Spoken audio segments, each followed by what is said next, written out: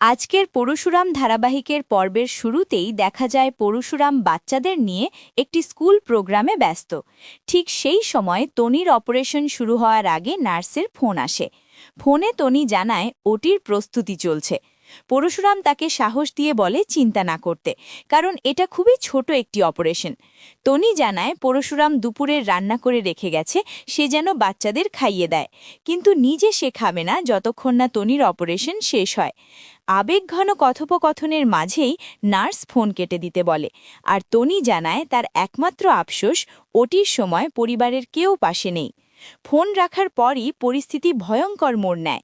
বলরাম পরশুরামকে সতর্ক করে জানায় অডিটোরিয়ামের সন্দেহজনক লোক ঢুকেছে।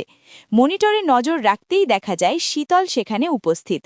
এর মধ্যেই লাট্টু ও পিকের পারফরমেন্স শুরু হয়। দর্শকরা মুগ্ধ, বাবা পরশুরাম গর্বে ভরে যায়, কিন্তু লাট্টু যখন মাকে নিয়ে গান গায় তখন সবার চোখেই জল আসে। ঠিক সেই মুহূর্তেই লাট্টু পেছনে তাকিয়ে দেখতে পায় এক গুন্ডা পরশুরামকে টার্গেট করেছে। সঙ্গে সঙ্গে সে বাবাকে ধাক্কা দিয়ে ফেলে দেয়, গুলি ছোড়া হয়, ভিড়ের মধ্যে হুলস্থুল শুরু হয়, আর লাট্টু নিখোঁজ হয়ে যায়। মাটিতে পড়ে থাকে রক্তের দাগ। পরশুরাম ছুটে এসে দেখে তার ছেলে নেই, মাথায় যেন বাজ পড়ে যায়।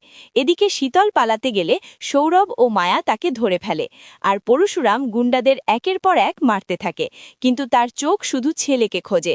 পিক কাঁদতে কাঁদতে বাবাকে জড়িয়ে ধরে ভাইয়ের খোঁজ চায়। ঠিক এই ভয়াবহ ঘটনার মাঝেই বাড়িতে খবর পৌঁছায়। টিভিতে দেখানো হচ্ছে স্কুল প্রোগ্রামে হামলার নিউজ, লাট্টু মিসিং। নন্দিনী, প্রাচী, তনির মা সবাই ভেঙে পড়ে, কারণ ঠিক সেই দিনই তনির অপারেশন হয়েছে। তনির মা ফোন করে পরশুরামকে দোষারোপ করে কান্নায় ভেঙে পড়ে, আর পরশুরাম প্রতিজ্ঞা করে যেখানেই থাকুক সে লাট্টুকে খুঁজে বের করবেই।